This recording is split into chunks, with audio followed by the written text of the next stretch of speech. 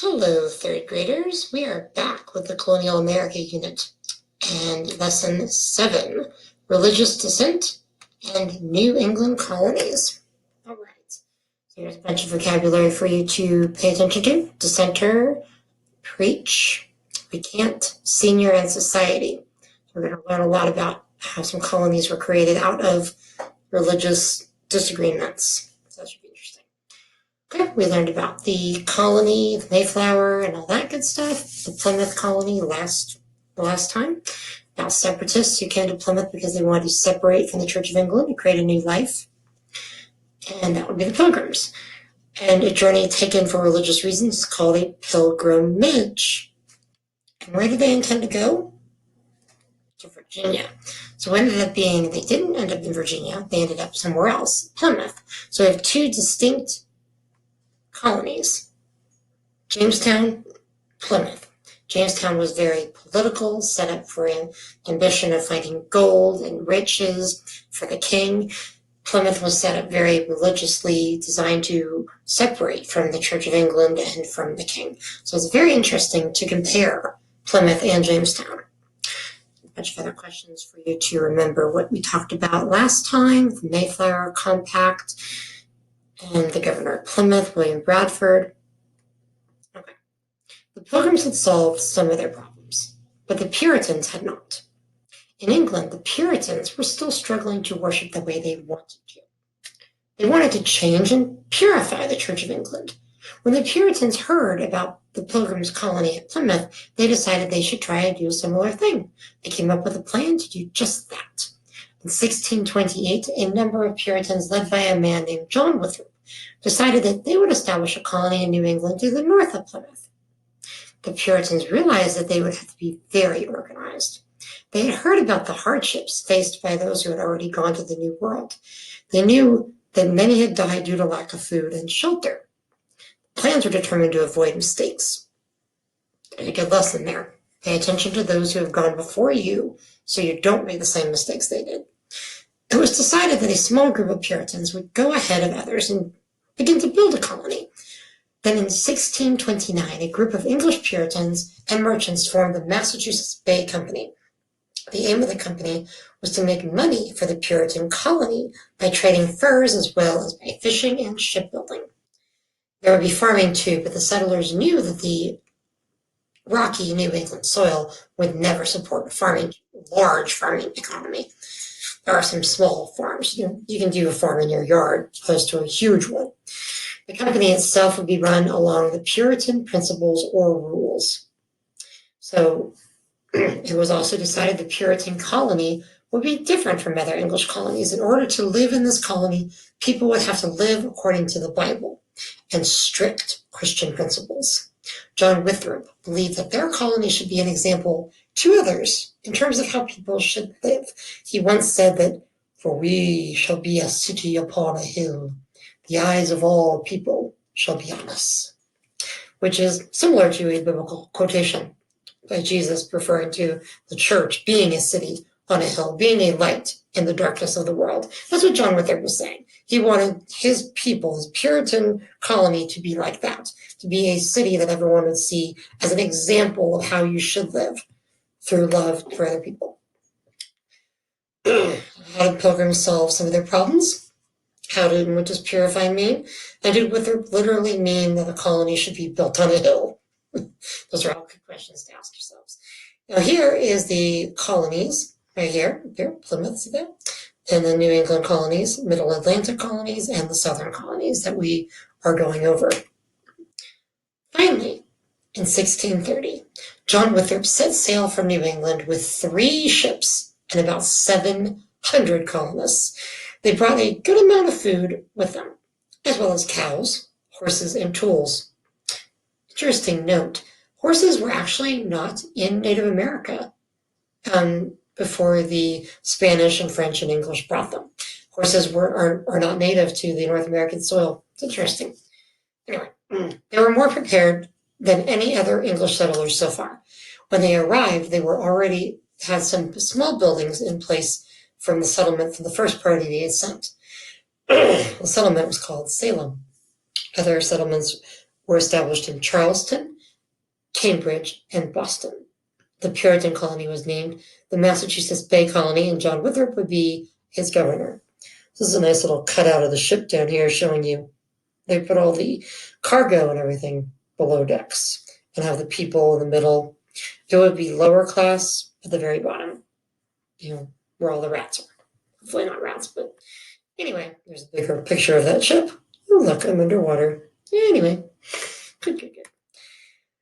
As planned, the Massachusetts Bay Colony was different from the colonies developing in the South. The strict laws that had been drawn up in England were put in place in the colony, and people had to follow them. For example, everyone had to go to church. Those involved in the government of the colony were also senior church members, and only male church members could elect their leaders.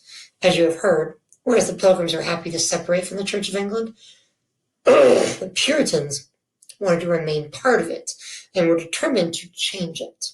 They hoped that by their strict example of pure living, the Church of England would become stricter too and do away with many of the rules it still had from its Roman Catholic influence. The Massachusetts Bay Colony was very successful and grew very rapidly, or quite rapidly. Each Puritan town was carefully planned, with each family being given enough land in which to build a home or farm. The most important building in town was the meeting house. Okay? That was where the religious services and town meetings were held. Puritans also believed in the power of education. They wanted their children to be able to read so they could read the Bible. In 1631, a minister from London arrived in Massachusetts Bay Colony. Roger Williams was his name. Almost from the beginning, Williams did not agree with some of the leaders. He believed the leaders of the colony had too much control over people's lives. He especially disliked the close connection between the church and the government. Williams felt that what was happening was much like the English system. They had tried to escape. The leaders of the Massachusetts Bay Colony felt threatened by his views. So we're in 400 years since then, and we're still struggling with that as a country sometimes, getting away from the government controlling religious matters. Anyway, moving on. As more and more people came to the colony, Williams saw more and more land being taken from the Native Americans. He strongly believed the Native Americans should be paid for this land. Good job, Roger Williams, you're my hero. Before long, the leaders of the Massachusetts Bay Colony considered him a troublemaker. Roger Williams was labeled a religious dissenter and forced to leave the colony. There were some who wanted to send him back to England. Before they could send him back, oh look, I'm on his head, there you go. However, in 1636, Roger Williams left the colony in the middle of the night in the dead of winter. A few of his supporters left with him. It was bitterly cold, and he and his followers had nowhere to go. With the help of some of the Native Americans, they survived in the woods for 3 months. Eventually, Williams made his way south to what would become Providence, Rhode Island. There he purchased land from the Narragansett, a local Native American tribe. This area became the colony of Rhode Island. Gradually, others who also found it difficult to follow the strict Puritan way of life followed Williams. Rhode Island became a haven for people who wanted to be free to practice their faith or religious beliefs in their own way. Rhode Island became the first English colony to allow people complete religious freedom and welcomed not only Puritans but Quakers, Roman Catholics, Jewish people, and others too. Any religious faiths. And there I am again. Okay, another Puritan who followed Roger Williams was a woman named Anne Hutchinson. She and her husband and children had arrived in Massachusetts Bay Colony in 1634. As you have heard, women were not part of the decision-making process in the church or in society in general. Women certainly weren't allowed to preach or deliver religious speeches or messages in church. Because of these restrictions, Anne Hutchinson organized weekly meetings in her home for women who wanted to discuss these sermons or religious speeches. In these meetings, women were free to discuss their religious views. These meetings became so popular that men, and even some of the church leaders, began to attend. Hutchinson openly expressed her view that a person's individual faith was more important than being a member of an organized church. She also said that a person's personal relationship with God was the only thing that really mattered. This was considered by many to be a dangerous view because the Puritan church had strict rules that were required to be followed. So no grace of God there, right? It's all law. On the top of this, Anne Hutchinson was a woman. So just like Roger Williams, Hutchinson was put on trial for being a dissenter. During the trial, Hutchinson was ordered to recant or take back her beliefs and say she changed her mind, but she refused. Like Roger Williams, she too was banished. In 1638, Anne Hutchinson joined Roger Williams in Rhode Island. After her husband died, she moved to New York with her younger children to start a new life. At that time, New York was called the New Netherlands and was a Dutch colony. And we'll talk about that later. The governor there did not have a good reputation with the Native Americans and had caused many disputes between the Native people and the colonists. He had also created tension among various groups of the Native Americans. Now, in 1636, a Puritan minister by the name of Thomas Hooker also left the Massachusetts Bay Colony with a group of supporters. They made their way to the area that is now known as Connecticut and founded the town of Hartford near the Wide River, now known as the Connecticut River.